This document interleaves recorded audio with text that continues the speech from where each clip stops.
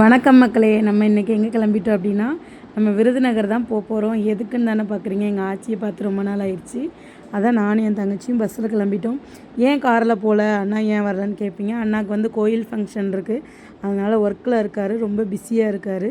அதனால தான் வந்து நம்ம இப்போது தனியாக வந்து பஸ்ஸில் முன்னாடி போகிறோம். அண்ணா வந்து வேலையெல்லாம் முடிச்சுட்டு பின்னாடி வருவார். பக்கத்தில் பார்த்திங்களா யார் உட்காந்துருக்கான்னு, என் அருமை தங்கச்சி தாங்க. உட்காந்து அப்படி அப்படி திரும்பி பாருன்னா பார்க்க மாட்டேங்க. ஃபோனை கட் பண்ணு அப்படின்னு சொல்லிட்டு சீன் காமிச்சிக்கிட்டு இருப்பாங்க. அப்படியே நம்ம வந்து பாருங்க, நீ அடிக்கிறா பார்த்தீங்களா. எல்லா வீட்லேயுமே மூத்த பிள்ளைங்க அடி வாங்கிட்டே தாங்க இருக்கும். என்ன பண்ணுறது, அது பழகி போச்சு. அப்புறம் பஸ் எடுத்துட்டாங்கங்க. கரெக்டாக 10:50க்கு வந்து தூத்துக்குடியிலேருந்து பஸ் எடுத்தாங்க. ரொம்ப நாள் ஆச்சு பஸ்ஸில் ட்ராவல் பண்ணும்போது நீங்கள் சைட்லலாம் பார்த்துருக்கீங்களா, அந்த மாதிரி காத்தாடிலாம் சுற்றும். ஒரு சில முக்கியமான ஊர்களில் தான் அந்த மாதிரி இருக்கும்ண்ணா. நான் வந்து சின்ன வயசில் நிறைய டைம் பார்த்து கேட்டிருக்கேன் எங்கள் அம்மா கிட்ட. அம்மா இப்படிலாம் சுற்றுதும், இது என்னதுமா அப்படின்னு சொல்லி கேட்டிருக்கேன். அம்மா சொல்லுவாங்க, இதெல்லாம் உனக்கு வளர்ந்ததுக்கப்புறம் தெரியும், இது வந்து காத்தாடி, இது சுற்றினா தான் வந்து நமக்கு வந்து கரண்ட்டே வரும்னு சொல்லுவாங்க. அப்படியே போயிட்டே இருக்கும்போது கோவில்பட்டி வந்துருச்சு. கோவில்பட்டியில் ஒரு 10 நிமிஷம் வந்து வண்டி நிப்பாட்டி போட்டிருப்பாங்க எப்போவுமே. அப்போ வந்து தர்பூசணி பழம், வெள்ளரிக்காய் எல்லாமே இருந்துச்சு. எனக்கு தர்பூசணி பழம் சாப்பிட்ணுன்னு ஆசையாக இருந்துச்சு. காலைல வந்து ஒன்றுமே சாப்பிடாம வேறு இருந்தேன். நான் எப்போவுமே ட்ராவல்னாலே மொத்தமாக சாப்பிட மாட்டேன். அது மாதிரி இந்த ஃப்ரூட்ஸ் எல்லாம் வாங்கி சாப்பிட்டுக்குவேன். அது அப்படியே வரும்போது சாத்தூர் வந்துருச்சு. சாத்தூர்லேருந்து இருக்கங்குடி 10 கிலோமீட்டர் தாங்க. இருக்கங்குடி எனக்கு ரொம்ப பிடிக்கும்.